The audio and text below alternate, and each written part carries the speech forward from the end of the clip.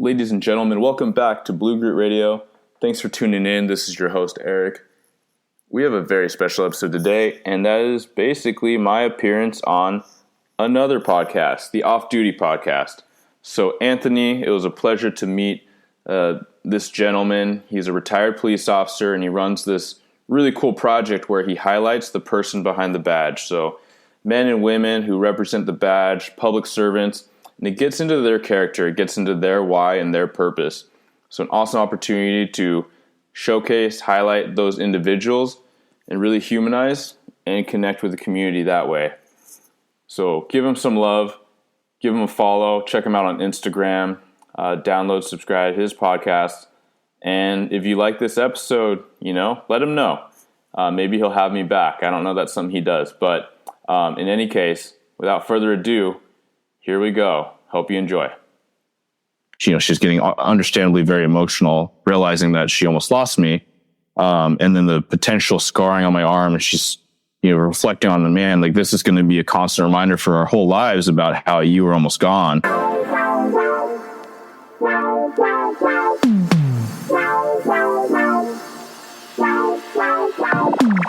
Welcome to the Off Duty Podcast, the podcast where we interview the men and women of law enforcement and help you to learn about the person behind the badge. If this is your first time tuning in, thank you.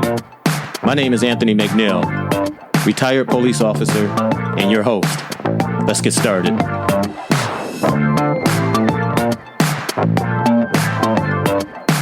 Hey, what's going on, everybody? Welcome to another episode of the Off Duty Podcast. Once again, it's me, your boy, Anthony McNeil, back with another fantastic guest joining me here on the podcast. The gentleman I have joining me today is from the state of Washington. He has 16 years in the law enforcement profession. He's the founder of Blue Grit Wellness.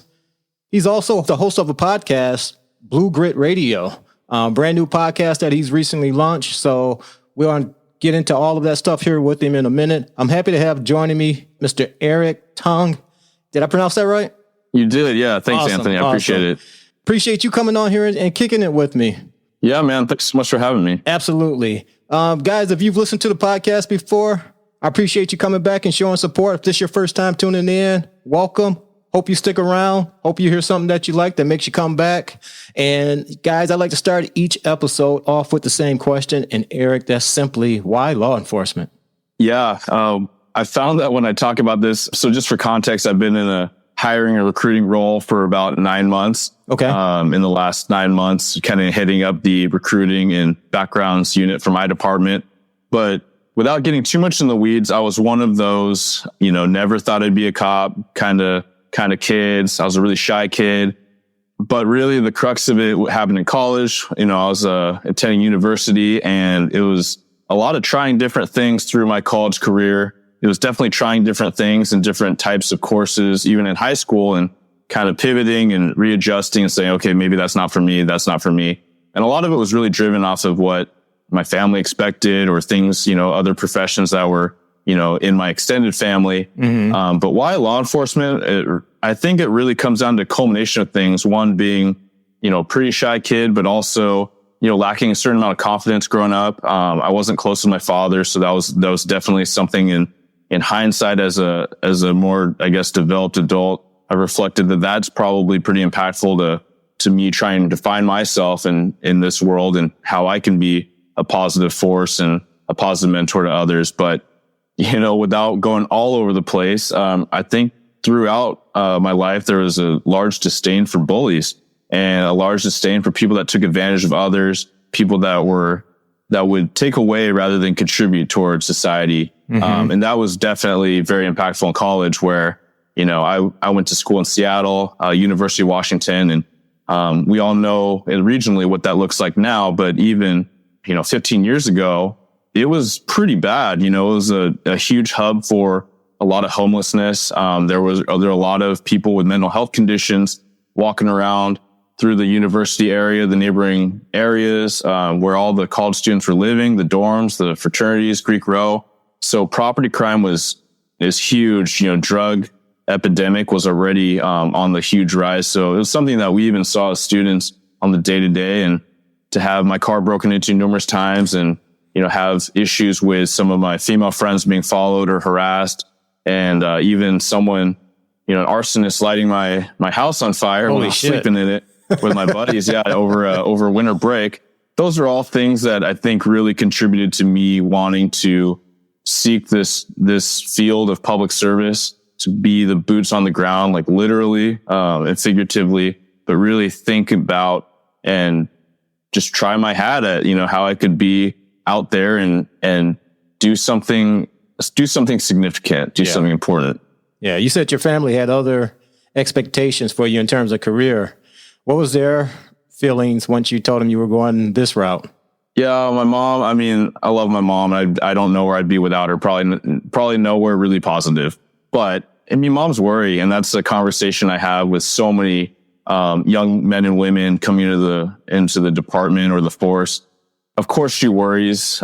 Originally, it was a lot more of cultural stigma. Okay. And, my mom being from Taiwan and myself being Chinese American, Taiwanese American, law enforcement is a lot different in a lot of places in the world. Right. And so that's something that I think is meaningful for us in the profession to acknowledge and try to learn a little about, especially if we're out in a more diverse community with a lot of immigrant populations or refugee populations.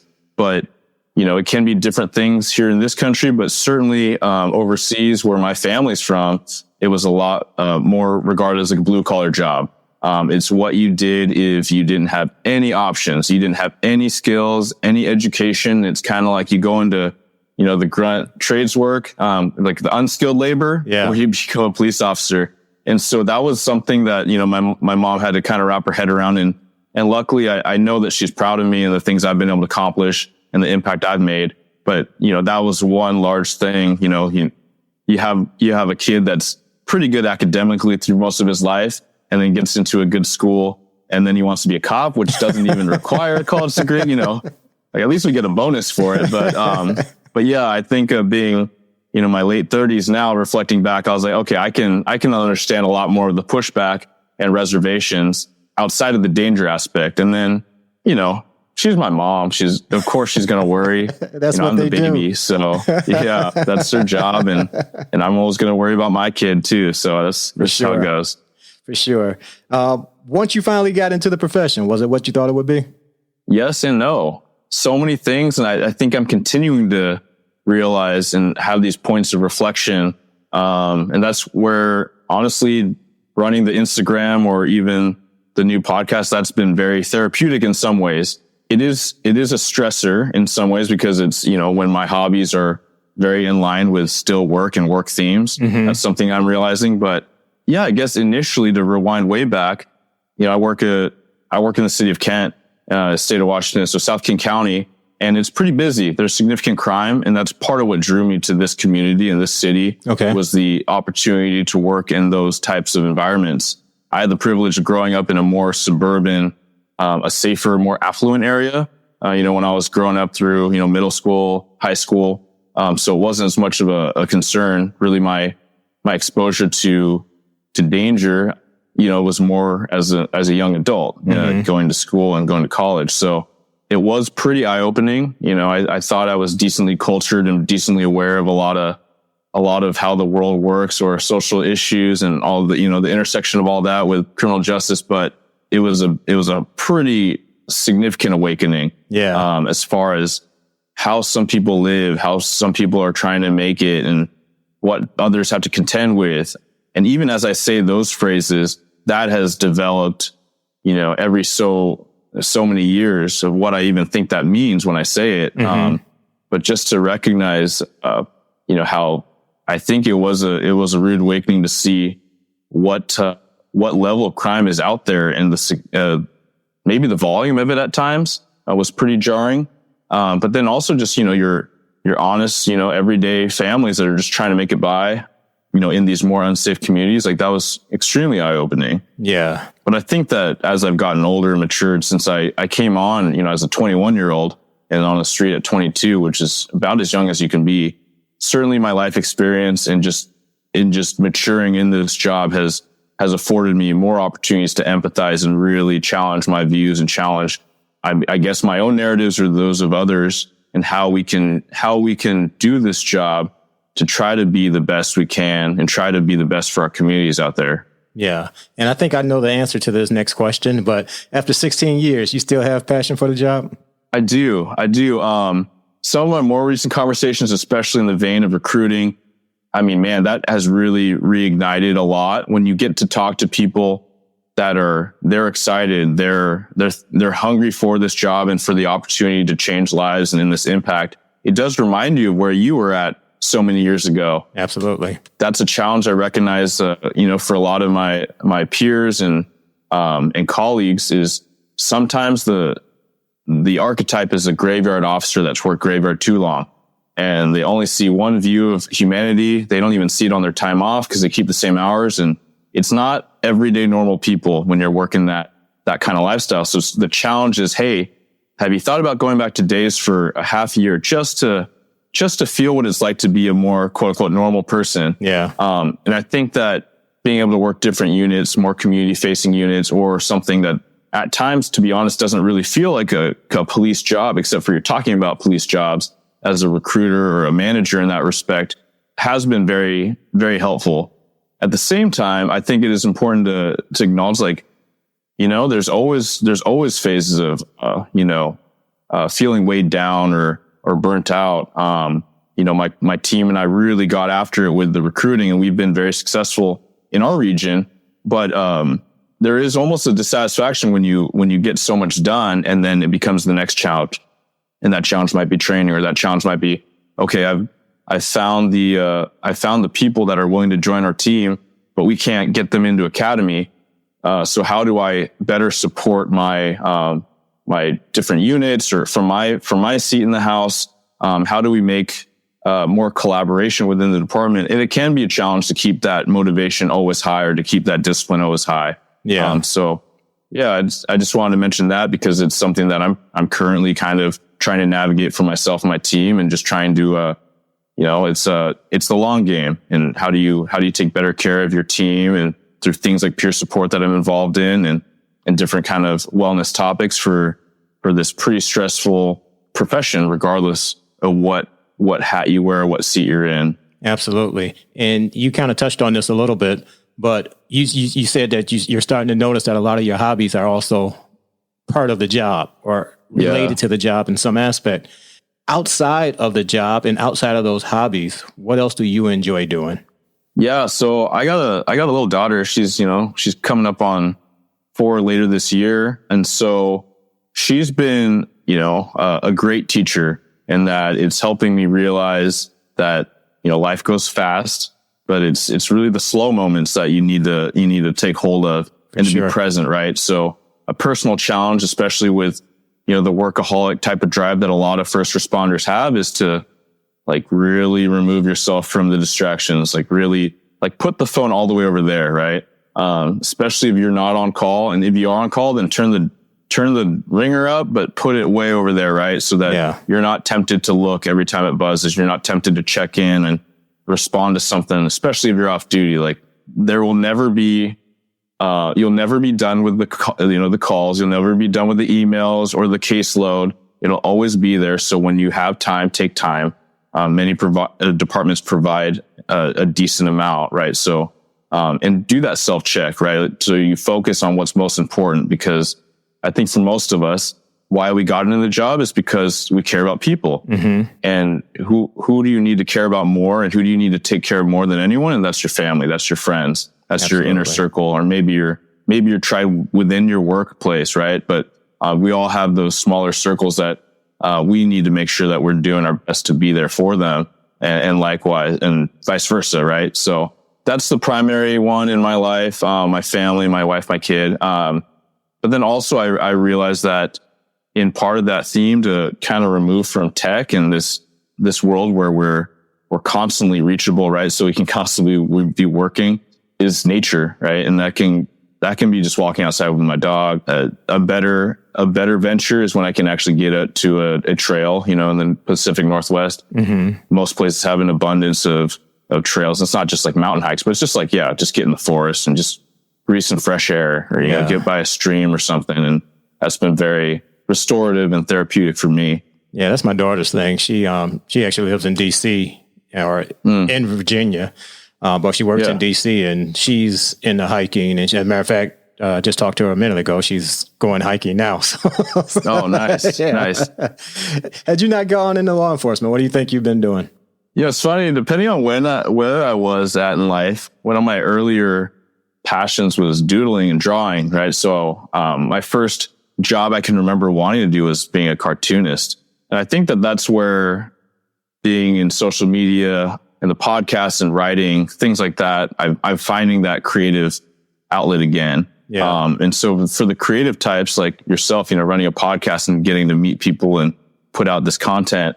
But for especially law enforcement, I feel like most law enforcement is not conducive to creative minds, right? We're one of the more traditional industries. It's government, it's bureaucracy, it's paramilitary, all these things that don't make it impossible, but they make it harder. Yeah. But to apply a creative mindset to hey, let's think about this problem differently, or let's think about other unconventional solutions. I think those are the police officers in the departments that are making the most impact and the most traction, is trying to look at things a little bit differently, leverage your solutions and your resources.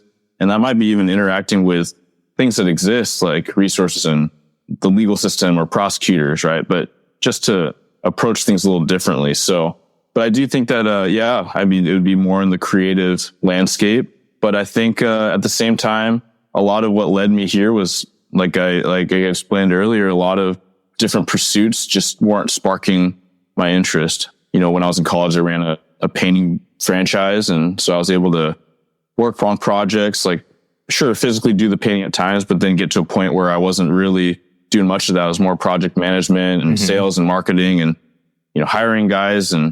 But it just wasn't motivating for me. Yeah. Even though it was a good product and I was providing work for some guys and a good team environment, just kind of wanting that what's more. And that's a theme that is constantly, coming across, my day to day, talking to people wanting to come into the profession, and whether they're 22 or whether they're 40, it's because of whatever they've been doing.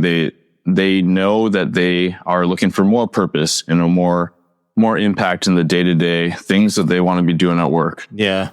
Have you guys had a hard time getting people into the department? We had. So I think we had the same attrition that hit across the nation in the last 2 years. We lost, I want to say, close to 30% of our department over a course of a year and a half or 2 years. And that was retirements, that was early retirements, that was people leaving law enforcement, becoming firefighters, realtors, all that. Some of my best friends left the department in the industry, and no blame or no judgment, right? Mm-hmm. I think that, we were in a really critical time where I think it would have been a little irresponsible to not think about what else you would do, or have those hard conversations with your family. But since then, luckily, my administration was able to devote some resources, myself included, to bolster this, the hiring unit in a different way and look at things a different way and really get after it and try to be as proactive and innovative as we could be. And so that's a lot of the conversations I have when people ask what worked, for my department or for me and my team. And it was really just saying, hey, try everything, throw it against the wall. Even if people say that didn't work before, or that's not gonna work. Just try it, and that way, right? And but more than anything, be out there. Because there are people that are, although it's a lot of adversity, although it's not, the golden ages of law enforcement, especially as people that have been on longer or have retired in the past couple of decades, it's different. And so let's not think of it as worse or better. Let's just think of it as different. Mm-hmm. But there are people that are willing to come in and do this job. We just need to branch out and entertain that and have those conversations. And there's definitely suitable candidates out there. We just need to find them, network with them, and then maybe even mentor them and get them into the right position to be competitive. Yeah. And that's a perfect segue to a question I wanted to ask you. And it was regarding one of your latest Instagram posts. And the overall theme of the post had to do with the direction of the profession and individuals leaving the profession. And I had talked about this on, I believe it was my last episode, the number of guests that I've had on the podcast that have since left the profession, since coming on the podcast. And I think the number now is up to like 8 or 9 people or something like that. And my question to you is, given the history of law enforcement and the profession in general, not easily open to change, it sounds like you have a very progressive department that is trying new things and trying to head in a new direction.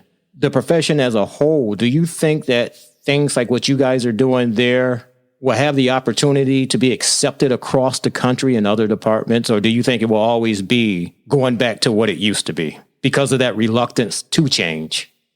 Sure. Yeah, that's a big question. So I don't know.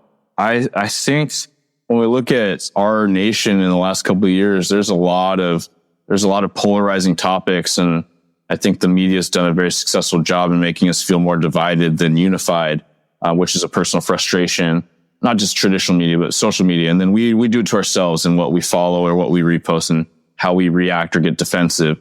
But I will say that I think what my department is doing is, I'm trying to think of some of your audience, and they hear the word progressive and they probably shudder, right? And I don't mean progressive like in a political. I mean, as far as advancing, trying new things, trying to move forward, and move from the same spot that we've always been in. Yeah, no, I'm glad you clarified that, because that's exactly where my head goes when I hear progressive. I try to think, hey, like, let's think of the word as progress, right? Let's make progress. And a lot of it doesn't mean throwing the baby out with the bathwater. Like we still want to police as effectively as we can. And that means that we are going to take some traditional stances, right? That means some people need to go to jail, and some dangerous people, risks need to be taken. And that's all part of our training and tactics. Like, absolutely, we'll lean into and incorporate and expand on de-escalation and things that we've historically always done and trained. However, we will take a stronger approach to try to build on it more, right? It doesn't mean that we're going to go this completely different direction. Or if we have to take a more traditional enforcement or arrest approach, then what we're doing maybe innovatively or maybe progressively, or maybe it's just common sense, is being more attentive to people's questions, being more attentive to educate and build those bridges and have community events. And that's something that I'm glad to see, like, my department, and I think most departments in my region are pretty good about doing. What frustrates me, and again, like you mentioned, politics aside, it's not about right or wrong. It's just about approach. And I have seen a lot of agencies take on, whether publicly or, kind of in their own culture, this, hey, we don't need to explain ourselves. We're within the law. It's like, okay, but if we want to be successful, if we want to be legitimate and transparent, like, we have to do those things, right? We have to have the conversation. And if you have nothing to hide, then we'll have the conversation. And then I'm of the belief that if we do that effectively, we can show people that they don't have so many things to be suspicious of. And that's generally what experiences when you do have community meetings, when you do offer community-based academies, in-house. It creates a lot of understanding and truly advocates, for what you're doing, and a more dynamic approach to try to get better. Absolutely. That's for sure, man. And I had mentioned this in the intro, Blue Grit. What is that all about? Yeah. So this was a lot of soul searching, but I think it was at the time that a lot of us were frustrated, confused, and it became an outlet for, how I was feeling, with policing post Floyd, where I felt like we had a nation divided. And so it was just a lumping of a few of my biggest passions into an outlet, which started as mostly my Instagram account, Blue Grit Wellness. But that's, also a blog that I need to get better at posting on. But, writing a little bit, which has been cool to write some articles geared towards first responders that have been on Police One or different publications. And then, as you mentioned recently, thank you, but Blue Grit Radio. But just trying to get a couple different formats for people, depending on how they like to absorb content. But yeah, grit, Blue Grit is really just it was a little bit of play on words, true grit, like the old Western and the new Western, which I'm a fan of that kind of storytelling in Westerns. But it's just like kind of the badass nature of grit, and grit not being like tough, but just being resilient and kind of forward forward moving. So blue being a nod to law enforcement, but really it's a combination of a few things. It's a lot of wellness, fitness, some basic nutrition, things that I've just grown very passionately about learning, especially since I became a police officer, because not being raised around that kind of culture, not growing up in sports, my pursuit in better physical preparedness and mental acuity through diet, nutrition, recovery, things like that for optimal performance were like completely related to the job and wanting to do the job better. I did work canine for a stint in my career, so there was a focus where I wanted to be the most physically fit I could be to be the best canine officer I could be. And then a lot of lessons just from working emergency response and working shift work, working graves for years and years, which, destroyed my sleep patterns. That's still residual at times. My stress response to things through critical incidents are still felt, even though I'm at a desk now. But those are real conversations. I just want to share the things that I've learned, or the shared things I've experienced for other first responders or people that would be wanting to come in. And then some of the topics that we've talked about already, right? So just talking about the direction of policing or purposeful policing, remembering our why and just trying to make ourselves better, and then also provide that context for people in the community that are curious, and a little bit of what's behind the curtain, what's behind the badge, and the humanizing aspect. Not to make it sunshine and rainbows, but just say, hey, like, I'm a person. And I think what was really a big genesis of that was after the death of George Floyd, I've made some posts on my Facebook saying, hey, like some of y'all I know from high school or earlier, and some more recently, but I did get a lot of feedback when I posted about my frustrations and how the industry and how many police officers were absolutely rocked by that and other incidents. I had a lot of people coming out of the woodwork saying, hey, like, thank you for sharing that. It is inspiring to know that there's officers like you. I wish there's more like you. But when I got that few times, it actually made me super frustrated, because my response in my head was like, man, if you only knew that, how many officers are quote unquote like me, or, that I would actually say are, well above and beyond what, my approach is, as far as how they empathize or what they put into this, their work on the street, with victims or the disenfranchised, or in their casework, and, what sacrifices they've made compared to mine. I feel like, and mine's like, chump change at times. So part of that was recognizing that I was at a point in my life where I totally get, the hiding or disguising yourself, in the public face of social media and the internet. I totally get that. And I was of that vein for a long time. But I think a lot of my own just personal decisions were like, hey, I want to be a voice out there. I don't want to be hiding. And I feel like it is necessary for some people to do that for the betterment of understanding the industry and the people in the career. Yeah. And so that's been it's been a challenge at times, but it's been definitely a growth process and an experiment and a project. So yeah, so it's still going, and just kind of seeing where it goes. But it's led me to places like this where I get to meet and talk to you. So it's I'm trying to recognize like it's an adventure, and that's what I think a lot of life should be. Yeah, that's awesome, man. I was checking out some of your posts and listened to a couple of episodes of the podcast, and you got a good thing going there. Thank you. Yeah, you got a good thing going there, and I think people are really going to enjoy the content that you're going to be putting out. Speaking of people, as we spoke prior to recording here, my podcast is all about people. Yeah. And I want to go ahead and jump into my first segment here, and this is what I call life. And these are simply several questions that contain the word life in them. And the first question to you, Eric, is what would you consider to be the most defining moment of your life? Yeah, I know it doesn't have to be all about law enforcement, but I do feel like one of the most defining moments that I've spoken about in other podcasts was after my officer-involved shooting. Okay. And I just want to talk about after, because I remember coming home and just being elated. I had second degree burns on my arm from the incident, and I saw my my now wife, when I got back at home, and even from the moments, the days following that, when she was, trying to help me change my bandage and she's getting understandably very emotional, realizing that she almost lost me. And then the potential scarring on my arm, and she's, reflecting on the man, like, this is going to be a constant reminder for our whole lives about how you were almost gone. And I was like, yeah, I really want to give myself credit here because I feel like it was a movie moment, but I was like, but it's also a potential reminder of like how precious life is and how every day we have is a gift. Absolutely. And I've had to take myself back there a few times, right? It's not like this, oh my God, second chance at life and, everything's going to be great now. I do have to check myself at times and get outside of my own ego and my own problems, because we all have our problems. But when we are able to take a step back and reflect on what's truly important and all the things we have to be grateful for, no matter where we are in our stage in life, certainly we have a lot because we're breathing air and we're able to have a conversation and interact with people, right? And be in this community of humans.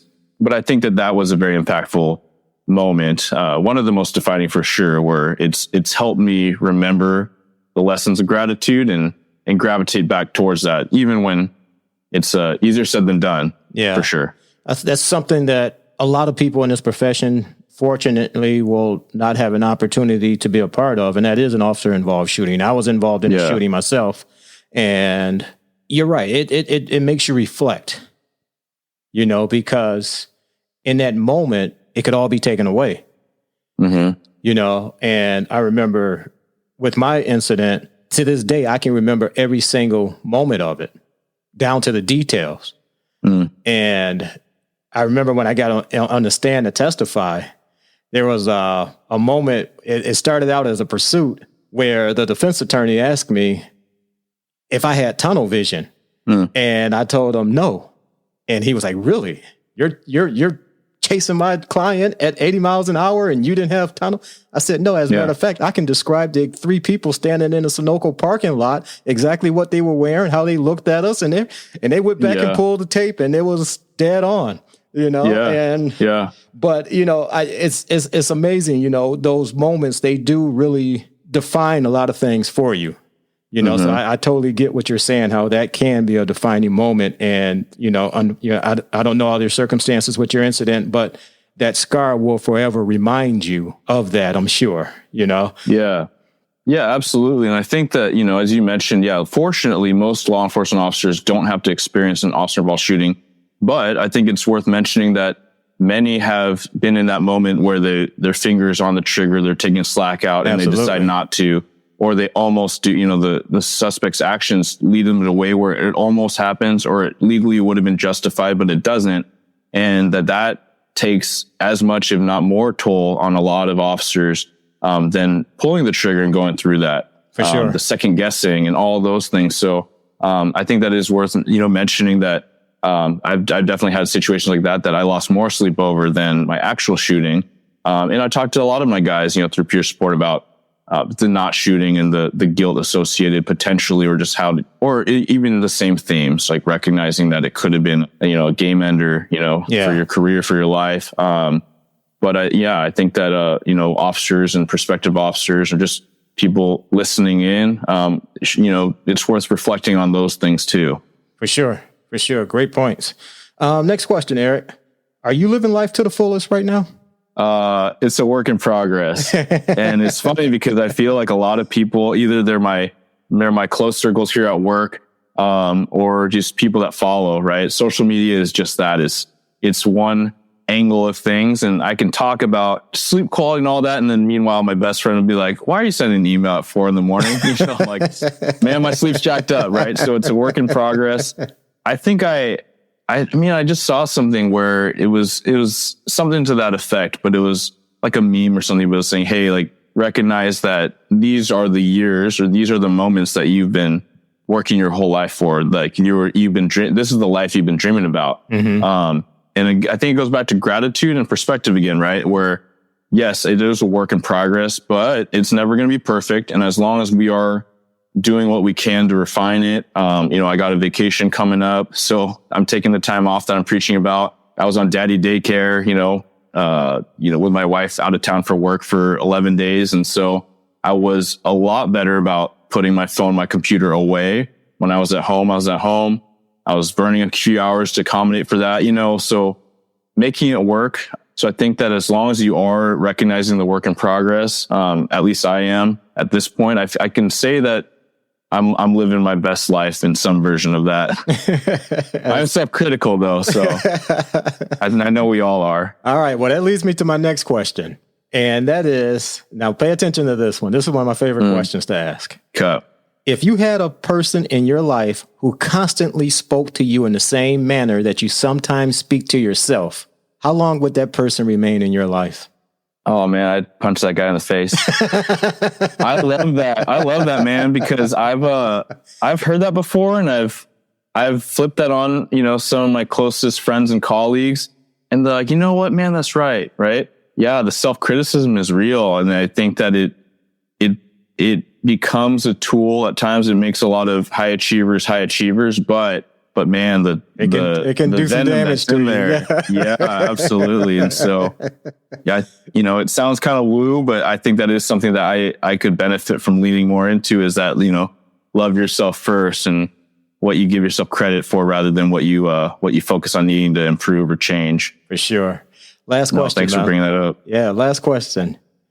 Who's had the greatest impact on your life? Oh man. I want to say my wife, because she might listen to this. My daughter might not, right? She's so little. But honestly, and I don't think my wife would take this the wrong way, but my mind goes to my daughter. Even coming into this job at a younger age, I came in and it was just me, right? I was an unmarried man. If anything happened to me, yes, it would impact a lot of people, my family, my friends. But the sacrifice was not as great as what could be. When I think about people with kids, like the moment you have a kid and the moment you can become a parent, like your life should change. Your perception of life, how you do things, how fast I would drive in that black and white car had to change. And it's just, and for some people it's maturity that happens before a kid, and that's great. For me, it might not have been, right? Where I wanted to get the bad guy and I wanted to do, kind of ride that edge between what was, make sure I was within policy, within law, but like if I was going to push the limit of my car or my driving, I was ready to push it. Whereas when you have a kid, and we had her when I was working graveyard as a shift sergeant, but I'd like to be in the mix with my guys, and it would not preclude me from going to calls or being in incidents that, a couple critical incidents since being a dad, but you do reflect on it very differently, and you reflect on the heaviness, the potential risk. And, luckily for me, like even in a pretty tense situation where I thought for sure we were going to be shot at, if not hit, I was going into that situation mindful that, hey, I got a 2-year-old at home, but there's a 2-year-old in that house that needs me just as much as, my daughter might need another officer, if not me. So it's just reflecting on what's important. And I think it's kids, man, like we can get in our own heads, and the whole reason why we do this, whether you have kids or not, it's for the kids out there. It's for the next generation that are going to inherit this world. And as long as we're doing what we can to make and maintain or build something a little bit better than we left it, I think we'll be okay. No doubt. If we can just do that. No doubt. Yeah. No doubt. All right, Eric, I want to be respectful of your time, so I'm going to jump into my last segment here. This is my rapid fire round. This is what I call this or that. I'm simply going to give you 2 topics. Don't give it too much thought. Just select one, and you don't have to explain why. Yep. All right, and the first one is night shift or day shift? Day shift. Ride single or have a partner? Single. Soak up the overtime or not unless they force me? Now, not unless, old me, younger me, soak it up. Yeah, I was soaking a lot of overtime, but now, not right now. Starbucks or Dunkin' Donuts? Oh, we don't even have Dunkin' in this area, but I'll give some love to Starbucks just because it's from here. Get involved off duty or make a good witness? Good witness. F&G as a partner or salty old vet? F&G. I'll take the eager F&G. Direct traffic in 20-degree or 90-degree weather? Ooh, let's do 90.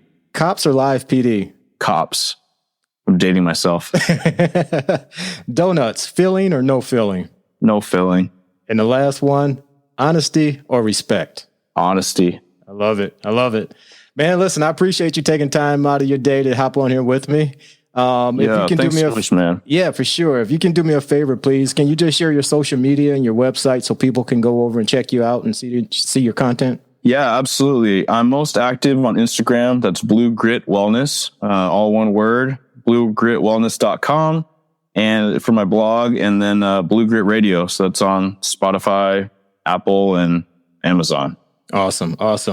And again, man, I appreciate you taking time out of your day to hop on here. Guys, there's going to be links to Eric's information down in the show notes. So please go over, follow him, check out the podcast, check him out on Instagram and all that good stuff. Any last words before we get out of here, man? No, I really appreciate you for having me. It's been a good time, and thank you all for listening. And it's all part of the conversation, so we can just, get better together. Absolutely. Guys, listen, I appreciate you tuning in and listening to the podcast. Eric, my man, you take care of those kids or your daughter and the wife there. Take care of that family. Stay safe out there. All you guys out there and still in the profession, please stay safe. Make sure you make it home each and every day. That's the goal. To you, my listeners, that's not in the profession, again, I appreciate each and every single one of you. I don't know when this episode is going to be out, but by now, my little surprise that I teased a few episodes ago, it may or may not be out. If it's not out, it's coming real soon, I promise. So stay tuned. On that note, guys, I appreciate you. I'm out of here, and I will catch you guys on the next episode. Bye-bye.